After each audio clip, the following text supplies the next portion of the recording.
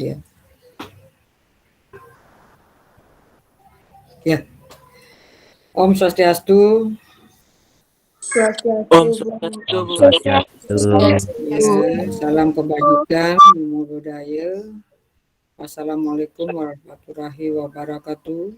Ya, semoga kita sehat semuanya hari ini.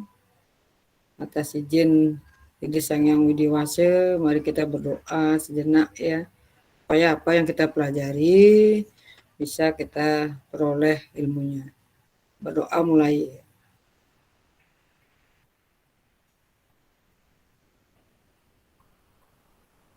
Berdoa selesai. Ya baik anak-anak ya, untuk materi kali ini ya, kita akan masuk ke materi klasifikasi makhluk hidup, di mana materi ini adalah kelanjutan daripada materi terdahulu, yaitu keanekaragaman hayati. Jadi dari keanekaragaman hayati itu ya, yang beraneka ragam makhluk hidupnya, maka kita akan pelajari dalam klasifikasi makhluk hidup. Tiada lain yaitu untuk mempermudah kalian melakukan ya, memberikan nama, mengelompok-kelompokkannya dan mengenal daripada makhluk hidup itu tersendiri. Nah, ini judulnya klasifikasi ya, nama Ibu Lomadi Swastika Rani. Kemudian tempat tugas SMA 1 Semarapura. Ya. Nah, baik, lanjut ya berikutnya. Ya, adapun kompetensi dasar dari klasifikasi makhluk hidup itu ya, yaitu kompetensi dasar pengetahuannya ya, 3.3, memahami prinsip-prinsip klasifikasi makhluk hidup dalam 5 kingdom. Jadi anak diharapkan paham ya terhadap prinsip klasifikasi makhluk hidup dalam 5 kingdom. Berikutnya, indikator pencapaiannya adalah 1, artinya ini berhubungan dengan soal ya. 1, menjelaskan tujuan klasifikasi makhluk hidup. Kemudian yang kedua, menjelaskan dasar-dasar klasifikasi makhluk hidup. Berikutnya yang ketiga, menentukan tingkatan takson dalam klasifikasi makhluk hidup.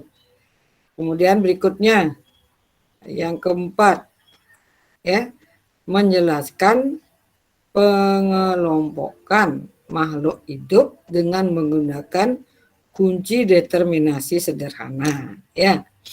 Jadi itu 4 kompetensi dasar, menjelaskan tujuan ya, menjelaskan dasar-dasar, menentukan tingkat takson, kemudian menjelaskan pengelompokan makhluk hidup dengan menggunakan kunci determinasi sederhana. Nah, baik, kita akan amati ya tanaman yang beraneka ragam itu. Ibu ambil contohnya tanaman yang viral ya, sedang menjadi kegemaran orang. Ini hasil hibridisasi ya, persilangan. Ini adalah jerpaya ya. Apa itu jerpaya begitu ya, nak bertanya ya. Jeruk pepaya. Seperti jeruk dia, tetapi dagingnya pepaya ya. Kemudian ada lagi, nah ini lemato ya. Apa itu lemato? Lemon dan tomat. Daging buahnya seperti tomat ya. Luarnya ya jeruk, lemon begitu ya. Nah ini beraneka ragam ya. Kalau anak mendapati tumbuhan seperti yang tadi, yang ini, dan ini apa yang ada di pikiran kalian? Tentunya, nah ini akan timbul begitu ya, apa nama tanaman tersebut kan begitu ya, apa nama tanaman tersebut, pasti anak berpikir demikian ya, sebagai suatu langkah-langkah ilmiah yang kalian terapkan ya. Namanya apa ya, observasi kan, apa dasar yang digunakan untuk mengelompokkan tanaman tersebut gitu ya. Kemudian dalam sistem klasifikasi tanaman tersebut termasuk dalam tingkatan takson apa kan begitu ya. Nah, demikian ya. Jadi, baik kita lanjut dengan pengertian klasifikasi. Apa itu klasifikasi nak ya? Tiada lain yaitu pengelompokan makhluk hidup. Mengkelas-kelaskan gitu ya, mengelompokkan makhluk hidup. Berdasarkan apa? persamaan ciri, cara hidup, tetap hidup, ya, daerah penyebaran maupun kekerabatannya. Baik, lanjut ya. Nah, sekarang tujuan daripada klasifikasi yaitu yang pertama mendeskripsikan ciri-ciri makhluk hidup untuk membedakan tiap jenis agar mudah dikenal. Kemudian yang kedua adalah mengelompokkan makhluk hidup berdasarkan persamaan cirinya, ya. Berikutnya, untuk mengetahui hubungan kekerabatan antar makhluk hidup. Kemudian lanjut mempelajari evolusi makhluk hidup atas dasar kekerabatannya. Nah, evolusi ini perubahan perlahan ya dari makhluk hidup. Jadi mempelajari evolusi perubahan perlahan-lahan makhluk hidup atas dasar kekerabatannya. Dari sel sampai menjadi makhluk hidup sejatinya, begitu ya. Nah, itu tujuan dari klasifikasi ya. Mendeskripsikan, mengelompokkan, mengetahui hubungannya, dan mempelajari evolusinya. Lanjut, yaitu manfaat ya. Manfaat klasifikasi untuk mempermudah dalam mempelajari organisme. Jadi tentunya kalian ingin mudah mengetahui organisme itu, tentunya membuat klasifikasi gitu ya. Mempelajari klasifikasi gitu ya. Melatih dalam membuat klasifikasi itu dalam kunci determinasi nantinya. Kemudian manfaat berikutnya untuk melihat hubungan kekerabatan antar makhluk hidup yang satu dengan yang lain. Berikutnya, apa yang dipakai dasar ya dalam klasifikasi ya.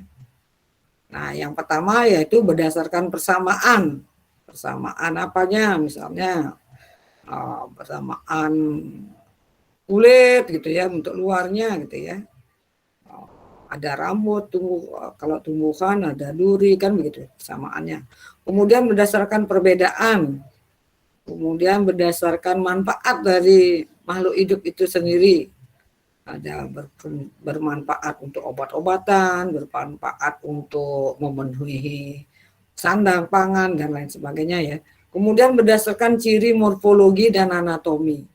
Jadi morfologi bentuk luar daripada makhluk hidup, anatomi ya, dalam tubuhnya makhluk hidup ya. Kemudian dasar ciri biokimianya. Nah, ini yang menyusun gen-gen makhluk hidup itu yaitu asam nukleat ya. Asam nukleat tersusun dari beberapa senyawa-senyawa gitu ya. Apakah protein gitu ya. Sebagai substansi dasar kehidupan nantinya.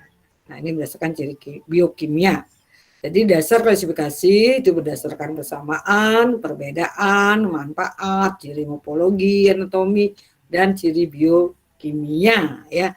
Lanjut berikutnya adalah macam-macam klasifikasi. Ini ada 3 macam-macam klasifikasi ya. Yang pertama yaitu klasifikasi alami. Ya, kemudian klasifikasi buatan, klasifikasi filogenetik. Nah, apa klasifikasi alami itu ya? Kita lihat ya sebagai bapak yang mencetuskan klasifikasi alami atau natural ini adalah bapaknya klasifikasi, yaitu Carolus Linnaeus atau Carl von Linné, ini berkebangsaan Swedia ya. Pengelompokan pada klasifikasi alami ataupun natural ini dilakukan berdasarkan pada karakter-karakter alamiah gitu ya, alamiah yang mudah untuk diamati, pada umumnya berdasarkan karakter morfologi bentuk luarnya gitu ya. Nah, pada sistem alami klasifikasi tumbuhan itu biasanya didasarkan pada morfologi dari alat perkembangbiakannya atau bunga gitu ya, untuk memperbanyak menghindari kepunahan dari tumbuhan itu ya harus ada alat perkembangbiakannya, bunga begitu, kemudian sebagai alat reproduksi ya. Kemudian tipe bijinya itu dipakai dasarnya, morfologi akar, batang, dan daunnya. Sedangkan pada hewan biasanya itu diklasifikasikan ya, sistem alami ini berdasarkan jumlah sel, keberadaan tulang punggungnya atau vertebratanya ya, kemudian saluran pencernaan, kemudian sistem rangka dan lain-lain. Jadi itu sistem klasifikasi alamiah ya, pengelompokan klasifikasi alamiah atau natural ya, berdasarkan morfologinya, karakter morfologinya yang tampak dari luar begitu ya. Kalau pada tumbuhan, bunga, biji, akar, batang dan daun. Kalau akarnya dikutil gitu, kelompokan tumbuhan dikutil gitu. Akarnya serabut, oh kelompokan monokotil kan begitu ya. Nah, kemudian berikutnya adalah sistem klasifikasi buatan. Ya, namanya saja buatan gitu ya. Atau artifisial. Nah, ini klasifikasi buatan ini didasarkan atas penggolongannya ya. Jadi karakter-karakter yang muncul pada makhluk hidup itu digolongkan berdasarkan kepentingan manusia ya. Karena manusia akan memanfaatkan gitu kan. Manusia sebagai ciptaan Tuhan yang tertinggi gitu, memanfaatkan untuk apa? Untuk kesejahteraannya begitu ya. Nah, ini klasifikasi buatan ini bisa dikelompokkan itu berdasarkan umur. Nah, kita lihat pada tumbuhan. Ada tumbuhan yang berumur semusim gitu ya. Semusim setahun saja mati gitu ya. Contohnya apa? Tanaman cabai gitu ya, tomat, kemudian bunga matahari. Kemudian ada tumbuhan tahunan ya, bertahun-tahun gitu ya. Jati gitu ya, mangga, alpukat, jamu air dan lain-lain yang bisa anak cari ya. Kemudian berdasarkan kegunaannya. Nah, kegunaannya ini kelompokkan berdasarkan kegunaannya, contohnya tanaman pangan gitu ya, untuk memenuhi kebutuhan pangan. Apa saja? Ya padi, singkong, kentang itu, gandum dan lain sebagainya. Kemudian pengelompokan tanaman obat gitu ya, kegunaan untuk obat misalnya, ya apa? Sirih gitu ya, mahkota dewa, binahong, nah cari lagi ya. Kemudian tanaman perkebunan. Nah, ini tentunya ya nanti ada tanaman untuk sawah kan begitu ya. Silakan anak cari untuk hobi tanam anggrek begitu, itu menurut apanya kegunaannya ya, untuk aksesori, untuk keindahan gitu ya, untuk upacara adat itu tanaman apa saja. Nah, ini dikelompok-kelompokkan gitu ya, dibuatkan oleh manusia.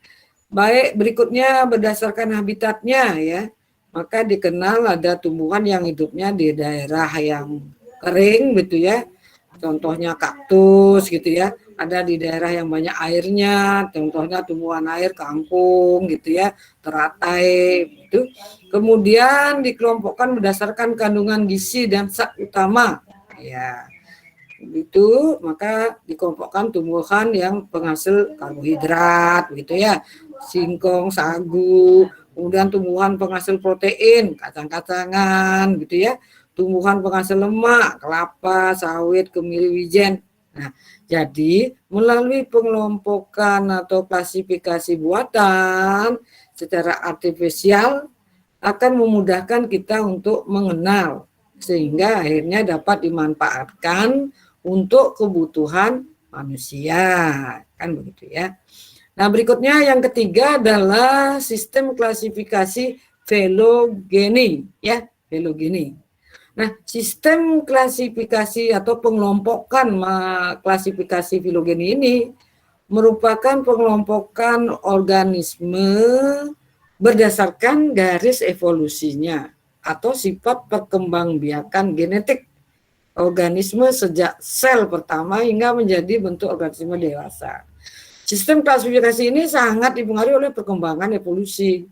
Jadi apa itu evolusi ya? Perubahan makhluk hidup yang berlangsung lama ya, perlahan-lahan ya. Nah, ini di kelas 12 akan dapatkan ilmunya ya. Pada sistem klasifikasi filogeni ini terkadang ada organisme yang secara morfologi berbeda, jadi bentuk luarnya berbeda, namun ternyata memiliki karakter genetik yang dekat. Anggap saja mamalia contohnya ya, ada burung penguin gitu. Kasih label burung penguin karena dia punya sayap, tetapi dia termasuk mamalia kan begitu. Kemudian ada lumba-lumba, sepertinya ikan padahal dia mamalia kan, morfologinya berbeda tapi dia sekerabat begitu ya. Itu evolusinya, perubahannya yang mempengaruhinya. Nah, jadi itu sistem klasifikasi filogeni ya. Nah, sebagai contoh nak ya dalam klasifikasi modern itu ya,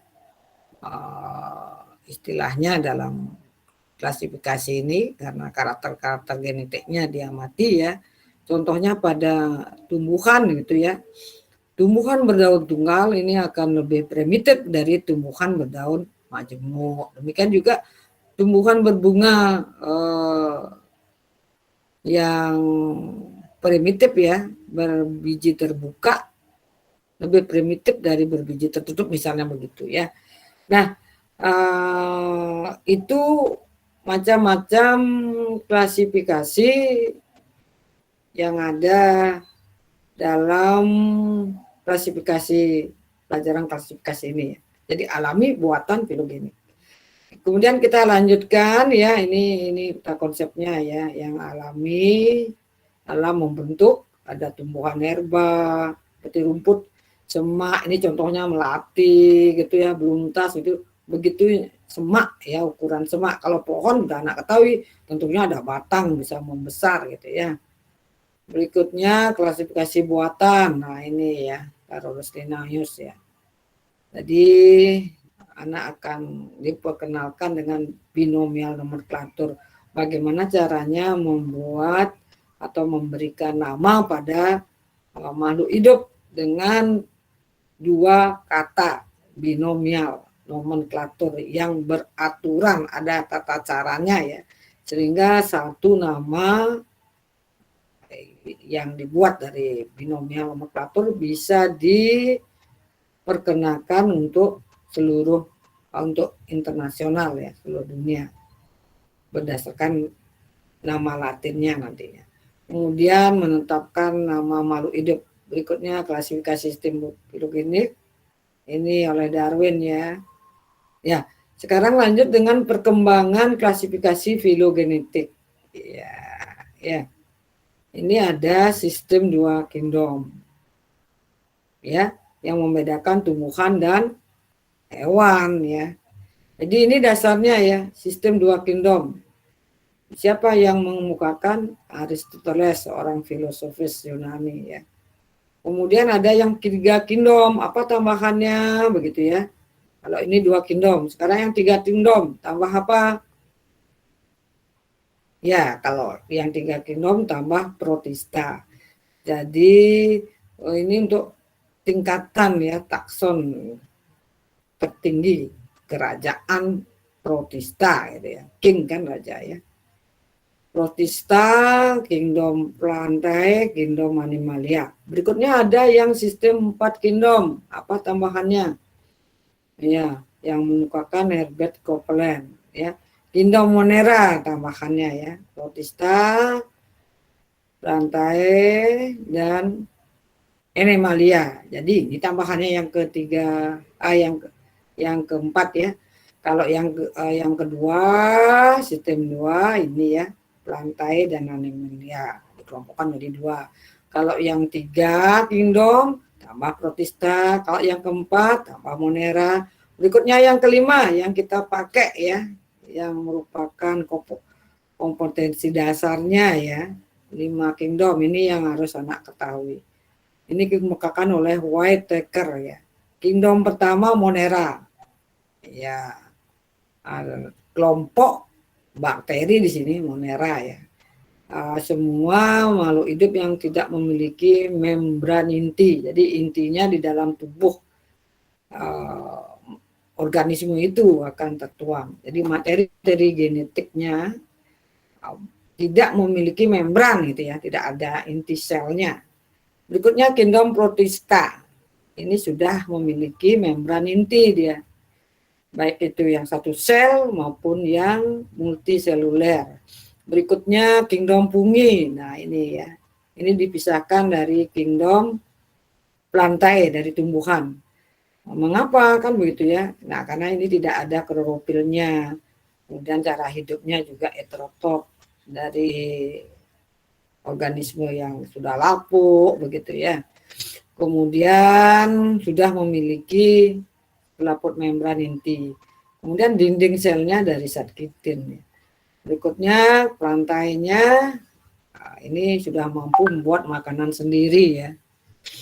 Berikutnya adalah kingdom Animalia. Jadi ini yang sistem 5 kingdomnya ya, yang dibuat oleh Whittaker.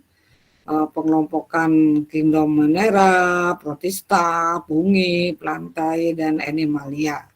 Berikutnya ada sistem 6 kingdom. Apa tambahannya? Yang 6 kingdom tiada lain adalah ya ini ya, moneranya dibedakan menjadi 2, lebih spesifik ya.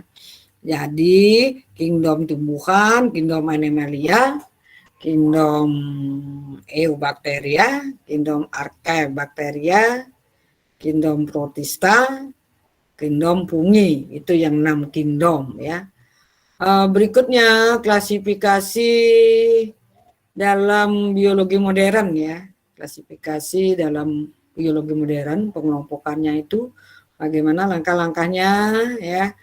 Jadi ada tahapan ya dalam klasifikasi itu. Yang pertama selalu anak mencandrakan, jadi mengobservasi ya, dengan mencatat gitu ya ciri-ciri makhluk hidup kan begitu. Setelah anak tahu ciri-ciri makhluk hidup, maka kelompokkan makhluk hidup itu berdasarkan ciri-ciri yang kalian buat. Kemudian memberikan nama taksonnya. Jadi tingkatan dalam klasifikasi ya, pada tingkatan apa yang anak kenalkan itu nantinya. Nah sekarang kita lihat takson-takson dalam klasifikasi ya. Nah, mulai dari yang paling banyak jumlahnya, ini kingdom untuk kerajaan. Pada kingdom, takson kingdom ya, di sini kerajaan semua ada di sini gitu ya. Jadi kerajaan apa? Kerajaan organisme makhluk hidup gitu ya. Hewan kah atau tumbuhan gitu. Kerajaan plant atau kerajaan animal gitu ya. Nah sekarang di bawah dari kerajaan ada filum atau divisio. Kalau kerajaannya tumbuhan anak pakai divisio. Kalau kerajaannya hewan anak pakai filum ya. Kemudian di bawah filum dan divisio semua taksonnya ini sama ya. Mulai dari kelas, ordo, famili, genus, spesies. Di sini perlu anak pakati, anak pakai yang bahasa Indonesia, apa yang Latinnya. Kalau bahasa Indonesia divisionya anak pakai divisi, kemudian kelas, bangsa, suku, marga, jenis. Ini anak pakai, jangan dicampur aduk ya. Habis kelas pakai ordo gitu, enggak ya. Kalau anak pakai yang ini, yang internasional, anak pakai filum dari kingdom, anak pakai filum, anak pakai klasis ya, ordo, famili, genus, spesies. Dan kalau sudah sampai spesies sudah menunjukkan jenis dari makhluk hidup yang anak amati. Misalnya padi gitu ya. Bahasa Latinnya apa? Oh, Orisia sativa paling hafal ya. Jagung bahasa Latinnya apa? Semais. Bagaimana caranya menghafalkan, Bu? Ya harus dilatih ya, bila perlu tulis, tempelkan di tempat merias atau baru bangun di kamarnya, sehingga setiap hari anak hafalkan 5, lama-lama bisa hafal sampai 100 kan begitu ya. Nah ini urutan tingkat takson dalam klasifikasi. Bagaimana penggunaannya? Silakan anak cari di buku paket, ambil satu contoh saja. Mau contoh tumbuhan kah? Ambil padi, Orisia sativa. Kalau pada hewan, ambil macan tutul gitu ya, pantera dan yang lainnya boleh. Ini ini kan ya, apa namanya, buatkan kemudian ya. Nah, berikutnya adalah lanjut dengan kunci determinasi. Ya, di buku paket anak cari buka halaman 44. Di sana anak dibuatkan contoh bagan ya, sudah sangat bagus sekali itu. Bagan ada, kunci determinasinya ada di bawahnya ya. Nah, apa itu kunci determinasi? Nah ya, tiada lain adalah cara atau langkah untuk mengenali organisme dan mengelompokkannya pada takson makhluk hidup. Ya, misalnya kunci determinasi tingkat ordo gitu ya, ciri-cirinya nak buat gitu ya. Nah, kunci determinasi ini mempergunakan bantuan kunci dikotomi. Apa itu kunci dikotomi? Yaitu berisi deskripsi ciri-ciri organisme yang disajikan dengan karakter berlawanan. Jadi selalu memiliki dua karakter ya. Dalam satu kunci ada dua alternatif ya. Nah, Ibu masukkan di sini ya. Nah, ini contohnya Ibu masukkan ya. Anak bisa lihat di buku paket. Kalau di layarnya kecil-kecil karena Ibu bikin satu lengkap ini sampai di bawahnya ya. Perhatikan ya apa dan bagaimana cara mempergunakan kunci determinasi itu ya. Nah di sini ada angka 1 nak ya, 1A kunci dikotominya. Nanti ada 1B, pernyataan A dan B ini berlawanan ya. 1A ya, ada kemudian pernyataannya, ciri-cirinya, kemudian ada angka 3, apa artinya begitu ya. Artinya setelah anak memilih satu kunci ini, 1A anak pilih, nah ketemu dengan angka 3, artinya anak determinankan ini cari ke angka 3 itu artinya ya. Nanti anak perhatikan angka 3-nya. Nah, sudah ketemu angka 3, mana yang cocok dengan ciri-ciri yang anak amati gitu, apakah 3A atau 3B gitu ya. Kalau misalnya anak pilih 3A, artinya anak disuruh melanjutkan ke nomor 6 begitu ya. Nah, ini nomor 6. Kemudian cari ke 6. Nah, ini ya.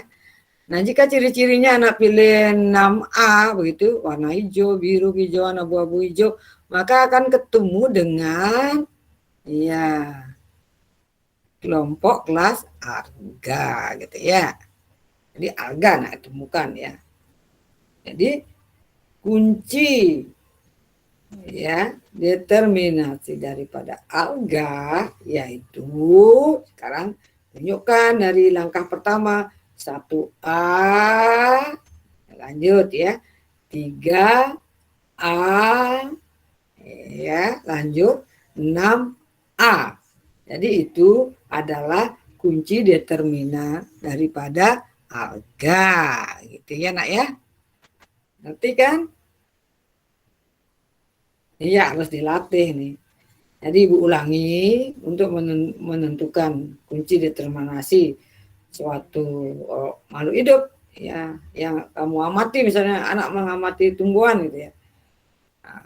Anak pilih misalnya 1A gitu ya, tidak punya daun, akar, batang, dan daun ya. Maka lanjut ke 3.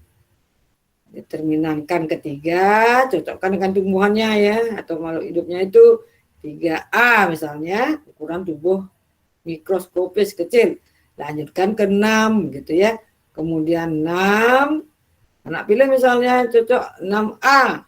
Ya, maka ketemu dengan organismenya alga. Jadi alga memiliki kunci determinasi 1A, kemudian 3A, 6A gitu ya.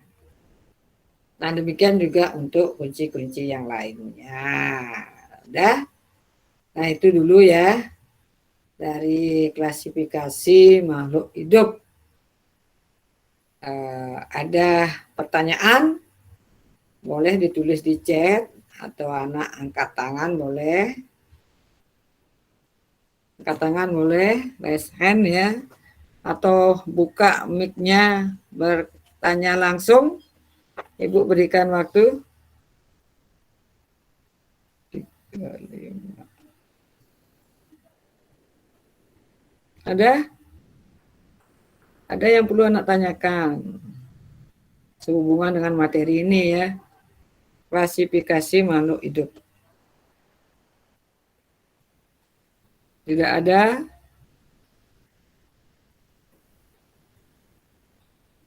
Kalau tidak ada, kita rangkum ya materinya ya, bahwasanya ya klasifikasi makhluk hidup, pengelompokan daripada makhluk hidup ya. Ini ya ada beberapa pengelompokan kan gitu ya. Jadi dari kelompok klasifikasi buatan, alami, dan filogenik. Dari pengelompokan itu ya, maka yang umum dipakai ya, yaitu pengelompokan 5 kingdom kan begitu ya. Dasarnya dipakai yaitu klasifikasi filogenik. Nah, nantinya akan berhubungan dengan pembuatan kladogram ya. Keterampilan yang dituntut anak mampu membuat atau mengelompokkan makhluk hidup itu dalam kladogram gitu ya. Nah, sekarang untuk pengetahuan di sini anak lanjut dengan kunci determinasi. Bagaimana caranya mengundi kunci determinasi? Dengan bantuan kunci dikotomi gitu ya. Nah, itu materi klasifikasi untuk hari ini. Kalau tidak ada pertanyaan, kita sudahi materinya ya. Nanti di pertemuan berikutnya anak membuat kladogram ya, Ibu akan share videonya bagaimana membuat kladogram. Kemudian nanti dikumpulkan kan begitu ya. Untuk hari ini kita akan latih ya kemampuan anak dengan mengerjakan soal barang 5 buah soal ya. 5 buah soal. Ibu keluarkan dulu screenshotnya ini ya. Ibu cari dulu kuisisnya. Kuisis ya. Kuisis. Mudah-mudahan bisa ya. Kuisis.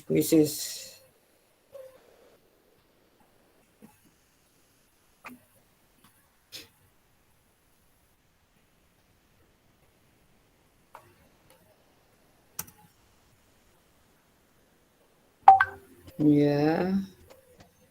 Kuisis. Ibu cari kuis ibu dulu.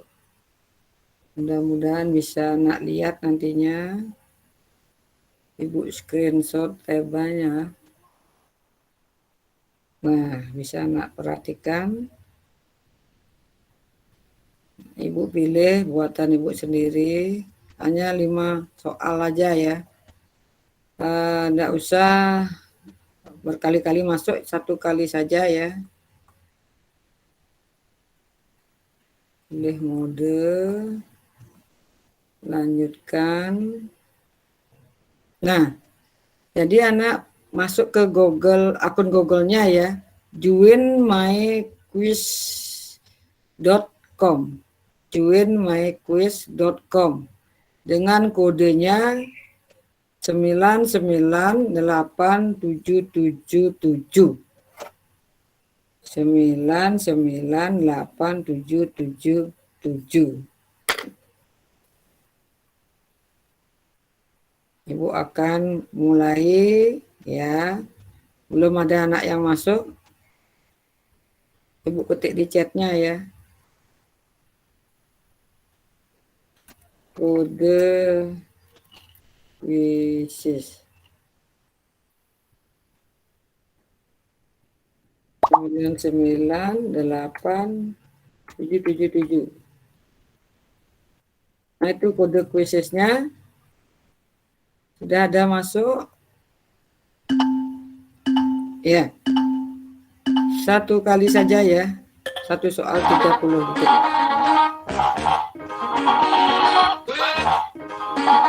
Ananta baru masuk satu. Marisa.